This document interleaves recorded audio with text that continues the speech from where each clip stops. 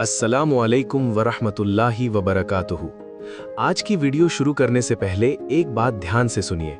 इस वीडियो के एंड में मैं आपको बताऊंगा कि रमज़ान को वेस्ट करने वाले लोग कौन होते हैं और कैसे आप उनमें शामिल होने से बच सकते हो। इसीलिए आज की बात को हल्का मत लेना और पूरी वीडियो ज़रूर देखना।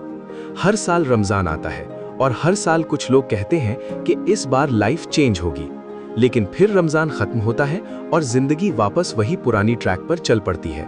सवाल यह है कि प्रॉब्लम रमज़ान में है या इंसान में। एक छोटी सी कहानी सुनो।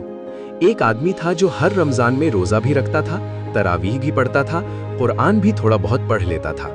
लोग उसे देखकर कहते थे, माशाअल्लाह, बहुत दीनी हो गया है। लेकिन घर में उसका रवैया वैसा ही था, गुस्सा वैसा ही था, जुबान वैसी ही थी, बिजनेस में ऑनेस्टी वैसी ही थी। रमज़ान के दौरान उसने अपनी शेड्यूल चेंज की, लेकिन अपनी सोच चेंज नहीं की। और यहीं से डे 3 का असल मैसेज शुरू होता है। रमज़ान को वेस्ट करने वाले लोग वो नहीं होते जो सिर्फ रोज़ा नहीं रखते। रमज़ान को वेस्ट करने वाले वो होते हैं जो रोज़ा रखकर भी अपने अंदर कुछ चेंज नहीं आने देते। सबसे पहली कैटेगरी उन लोगों की होती है जो रमज़ान को सिर्फ रूटीन बना देते हैं। सहरी, इफ्तार, नमाज, फिर मोबाइल, फिर सीरीज़, फिर लेट नाइट स्क्रॉलिंग। उनका दिन का शेड्यूल थोड़ा शिफ्ट होता है, लेकिन उनकी प्रायोरिटी शिफ्ट नहीं होती।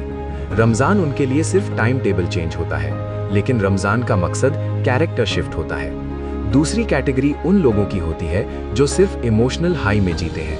पहले 10 दिन बहुत जज्बा, हर बात में अल्लाह का जिक्र, हर पोस्ट शेयर, हर जगह मोटिवेशन। लेकिन जब एनर्जी थोड़ी कम होती है तो कंसिस्टेंसी टूट जाती है। क्यों? क्योंकि उन्होंने सिस्टम नहीं बनाया होता, सिर्फ इमोशन पर डिपेंड करते हैं। इस्लाम इमोशन बेस्ड ट्रांसफॉर्मेशन नहीं देता, इस्लाम डिसिप्लिन बेस्ड ट्रांसफॉर्मेशन देता है। तीसरी कैटेगरी उन लोगों की होती है जो रोज़ा को सिर्फ भूख समझते हैं। वो खाने से रुक जाते हैं लेकिन गीबत से नहीं रुकते, पानी से रुक जाते हैं लेकिन झूठ से नहीं रुकते, दिन भर भूखे रहते हैं लेकिन जुबान को कंट्रोल नहीं करते। यहाँ एक इंपॉर्टेंट बात समझ लो, रोज़ा सिर्फ स्टमक का नहीं होता, रोज़ा आइज का होता है, रोज़ा ईयर्स का होता है, रोज़ा टंग का होता है, रोज़ा एटीट्यूड का होता है। अगर इंसान सिर्फ पेट का रोज़ा रखे और बाकी ऑर्गन्स फ्री छोड़ दे तो उसने रमज़ान का हाफ कॉन्सेप्ट भी नहीं समझा। और थोड़ी देर में मैं आपको बताऊंगा कि रमज़ान को वेस्ट होने से बचाने का प्रैक्टिकल फॉर्मूला क्या है। लेकिन उससे पहले एक और रियलिटी चेक कर लो। कुछ लोग रमज़ान में बिजी हो जाते हैं, लेकिन बिजी होने का मतलब प्रोडक्टिव होना नहीं होता। वो इफ्तार प्लानिंग में बिजी, शॉपिंग में बिजी, डेकोरेशन में बिजी, लेकिन सेल्फ रिफ्लेक्शन में जीरो। रमज़ान का कोर एलिमेंट रिफ्लेक्शन है। अगर इंसान रुककर अपनी जिंदगी को एनालाइज ही नहीं करे तो रमज़ान सिर्फ एक फेस्टिवल बनकर रह जाता है।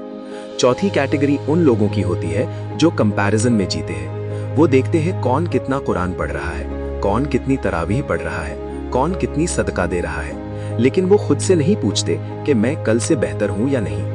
रमज़ान कंपटीशन का महीना नहीं है, करेक्शन का महीना है।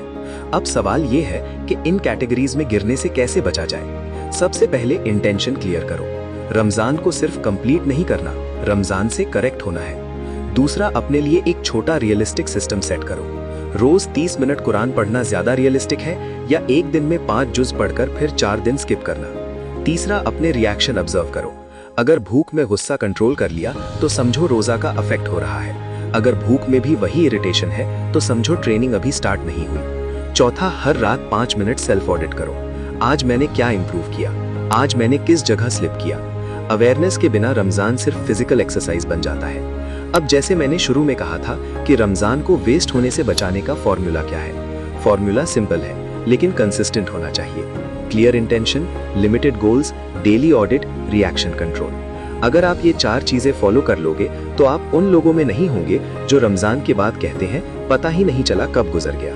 रमज़ान को वेस्ट करने वाले लोग वो नहीं होते जो परफेक्ट नहीं होते।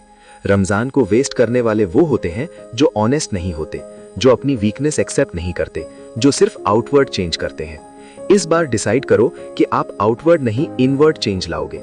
कमेंट में लिखो कि आप कौन सी कैटेगरी में गिरते थे और इस बार क्या चेंज करोगे। अगली वीडियो में हम बात करेंगे कि रमज़ान का डेली सर्वाइवल ब्लूप्रिंट क्या होना चाहिए ताकि पूरे 30 दिन स्ट्रॉन्ग कंसिस्टेंसी बनी रहे। अस्सलामु अलैकुम वरहमतुल्लाहि वबरकातुहू।